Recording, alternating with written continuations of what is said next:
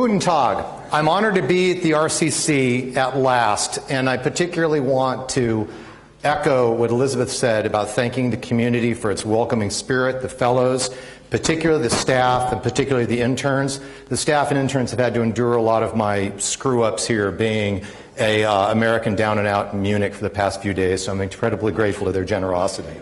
You can get the full details later. And it's fitting that I follow Elizabeth because I'm discussing how industrial meat became a biomedical therapy, namely injectable insulin. So let me give you a quick overview of my larger book project. Every day, millions around the world prick their fingertips, feed blood into a glucose meter, and adjust their diet in a ritual to stay healthy. This is the diabetic way of life, what many older diabetics in the United States call having the sweet blood. And it has become a global way of life, afflicting more than 1 in 10 people according to recent statistics from the World Health Organization. Now, as I argue in my book manuscript, diabetes raises difficult questions. Are diabetics responsible for their illness through overeating, laziness, or poor diet? Are genetics or evolutionary biology to blame?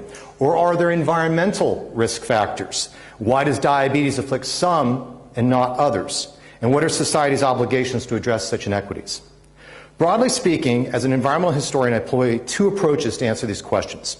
First, I trace how diabetes as both a medical and an environmental problem has changed over the past century. I reframe diabetes beyond the standard assumption that the disease is caused solely by diet, inactivity, and genetics. Instead, environmental changes and socioeconomic disparities have entwined over time to transmute or change diabetes from a disease of affluence into a disease of inequality.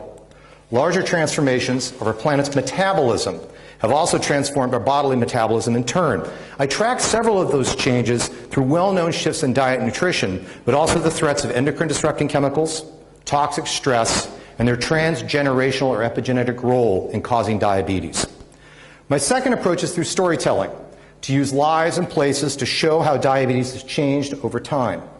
Characters famous and obscure, like the legendary baseball player Jackie Robinson, who smashed the color line but died at 53 from diabetic complications, or Theo Colburn, the courageous feminist biologist who raised alarms over endocrine disruptors, populate a story spanning diverse locales, biomedical laboratories, inner-city ghettos, indigenous reservations, isolated rural towns. Now, I want to explain briefly the current medical understandings of diabetes, which is increasingly being seen as a spectrum of metabolic disorders. Generally speaking, there are 2 types, type 1 and type 2. In type 1, an autoimmune response destroys the insulin-producing beta cells in the pancreas. Often diagnosed in childhood, type 1 used to be called juvenile or insulin-dependent diabetes. In type 2, which is far more common, the pancreas produces too much insulin and cells fail to respond. Type 2 used to be called adult-onset diabetes. In recent years, however, type 1 has become more common in the old, and type 2 has become quite prevalent in adolescents and even young school children. The lived experience of diabetes saturates the senses. Blood-filled vials and catheters, the sting of needle jabs, clinking bins of discarded needles and sharps, the soft whir of dialysis machines, plates of sweets pushed away, beeping and blinking insulin pumps, aching and tingling limbs disintegrating from neuropathy, the honeyed smell of pee, and the highs and lows of insulin injections. This comic drawing by Guy Rainsford, a traveling salesman from Maine who was an earlier user of injectable insulin from the 1930s, captures some of what I'm trying to describe here. This is a material story, and it's a poignant one affecting millions. Because I cannot summarize the full project, I'm focusing on insulin today. In the usual story, all roads lead to Canada, where in 1921, a team of University of Toronto researchers, after many months of clumsy research and sacrificing many canine or dog subjects in the process, created a medical miracle. Yet the usual tale ignores how the development of insulin is an environmental history of modern capitalism that unites industrial production with medical consumption. The Canadians formulated insulin using fetal cattle pancreases from local butchers, but they could not make it in bulk. In 1922, Toronto turned to the United States-based pharmaceutical firm Eli Lilly and Company, which had manufacturing experience as well as access to the enormous network of slaughterhouses across North America. Lilly then created a reliable process before being compelled by agreement with Toronto to share its innovations with the world a year later. In my research at Lilly's corporate archives, I discovered that animals were everywhere in the documents. Pharmacopoeia past and present are often derived from living things, and making insulin presented serious material challenges as a result. Some centered on altering animals for pharmaceutical production, others centered on finding energy and resources to make that alteration possible. Acquiring energy, water, and solvents was central to what I call insulin capitalism, borrowing a term from historian Bart Elmore's path-breaking history of the soft drink Coca-Cola. As demand skyrocketed, Lilly created its own energy system to ensure continuous production in Indianapolis. A 1945 article reported that Building 25, home to insulin manufacture, used enough steam daily to heat 10,000 homes for 24 hours and consumed almost 4.2 million liters of water, 1.4 million liters of alcohol, and that's distilling alcohol, not like that, and 1,900 liters of gasoline every month. Animal consumption rivaled energy consumption. Hundreds of rabbits died monthly to assay potency and set universal dosages, compelling Lilly to rear its own stocks. A 1941 article explained that the new animal quarters would expand an existing space housing almost 10,000 small animals. They ate 6,800 kilograms of feed and soiled 4 metric tons of bedding every month. One employee called the animal quarters the Lilly Zoo. However, the most important supply chains were raw, hog, and cattle pancreases. Told you there would be a connection with Elizabeth's talk.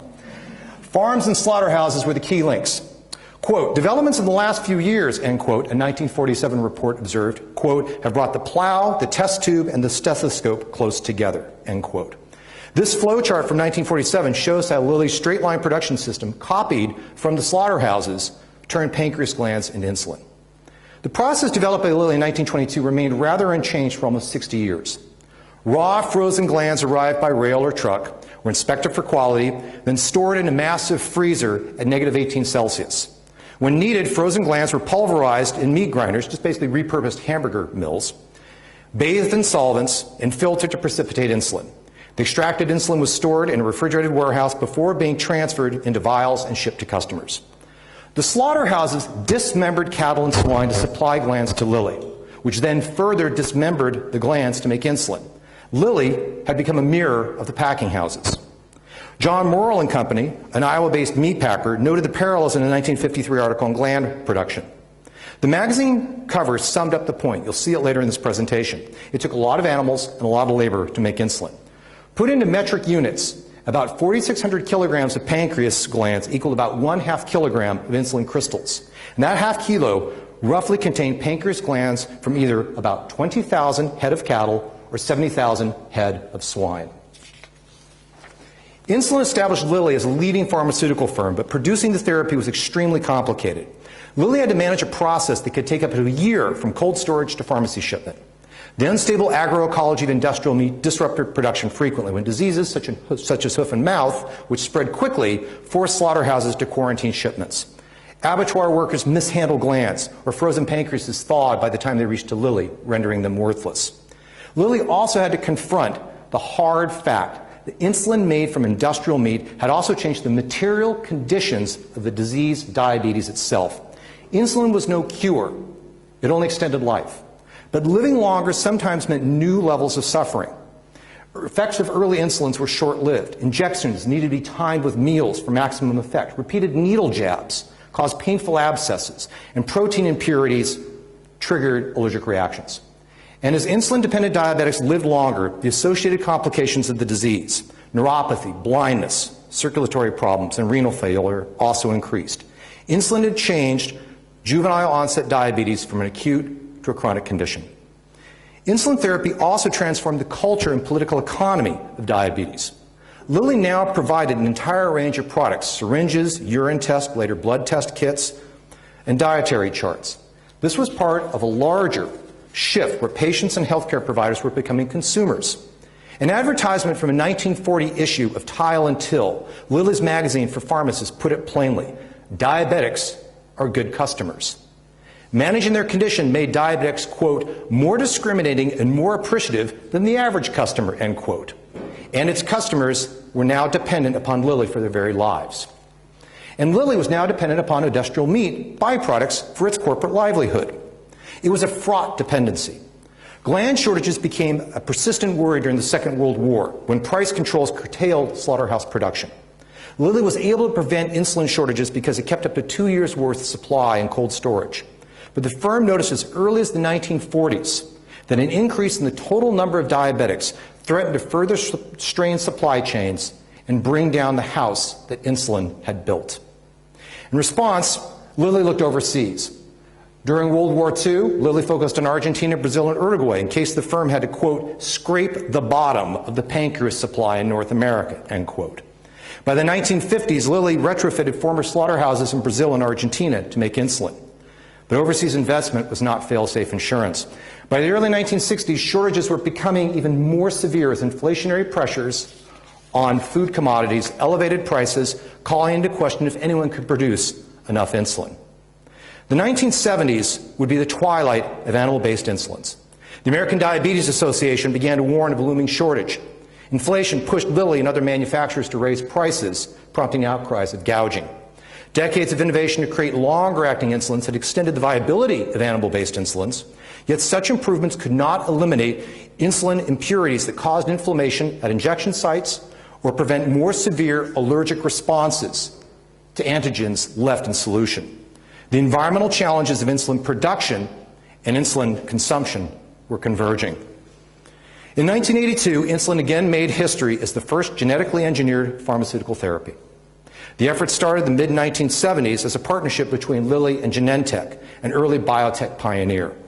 At the same time, Novo and Nordisk in Denmark, now known as Novo Nordisk, they merged, also released a genetically engineered conversion of bovine or cattle-based insulin into human analog insulin.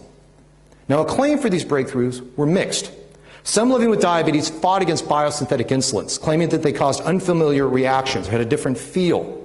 Others did not necessarily appreciate the fact that they were being asked to change their product that was already well known. Some worried that genetic engineering presented an existential threat, or that the new biotech industry was another emerging cartel that would extort consumers. Despite opposition, Lilly began phasing out animal insulin starting in 1993. But before the disappearance of animal insulins, animals had disappeared from Lilly's advertisements and publicity materials. They were omnipresent in publications from the 1920s to the 1950s. By the 1960s, however, animals began to fade altogether. Today, insulin is made using microscopic creatures in giant fermenting vats. There are no full-color ads or odes to the E. coli bacteria that contain human DNA and are the source of injectable insulin today. Tallying the animal insulin era in material terms is difficult. One document gives a glimpse. In 1985, Glenn L. Inman, a Lilly employee, compiled a list of pancreas gland receipts rounded to the nearest 1,000 pounds, or approximately 450 kilograms. The figures are incomplete, but the available numbers are striking. For all glands received between 1940 and 1985 at Lilly's Indianapolis factories, the total was approximately 195 million kilograms, or about 429 million pounds in U.S. units. The figures mixed cattle and swine glands, but translated roughly into head of livestock, and this is some back-of-the-envelope calculations of my own. The total represented about 860 million individual head of cattle, or about 3.3 billion individual head of individual pigs. Seen one way, the glands that entered Lilly and exited as insulin is just a number. Seen another way, as environmental history, the number is a sample of how human beings have harvested the biosphere, manipulated metabolism, all in the pursuit of health. Thinking about energy and metabolism underscores how the materiality of nature matters in the history of medicine as well as environmental history. The Toronto scientists researched a disease of human metabolism using experimental dogs as their subjects, whose metabolism mirrored our own. Their studies revealed the existence of an important hormone, insulin, that regulates how human and animal bodies on a cellular level store and use energy. Pharmaceutical firms such as Lilly applied this research to convert industrial meat byproducts into a therapy of concentrated animal biomass that replaced insulin in humans whose own pancreases had failed. Lilly and its competitors were highly successful, but for all of their ingenuity, they could never fully control what insulin capitalism had unleashed. Now, Lilly uses bacteria re-engineered to carry human genetic material to produce insulin. Thanks to these small creatures, we have become our own insulin factories by proxy. Indeed, the entirety of insulin capitalism can be seen perhaps as a type of organic machine to borrow the phrase from Richard White, to prolong human life. This history of industrial insulin, which really no one has written about before, emphasizes a key point of environmental history. Matter matters. Our seemingly Promethean-like abilities can and do have limits. Sometimes they can yield good, and sometimes they can yield a variety of unexpected consequences for our health, as well as the well-being of other creatures on the planet that we call home. And many of these consequences, I argue, in just a small part of my larger project on the environmental history of diabetes, can be found in the vials of insulin, so vital to the lives of so many. I look forward to your questions. I think there'll be a lot of conversation between myself and Elizabeth, so thank you and vielen Dank.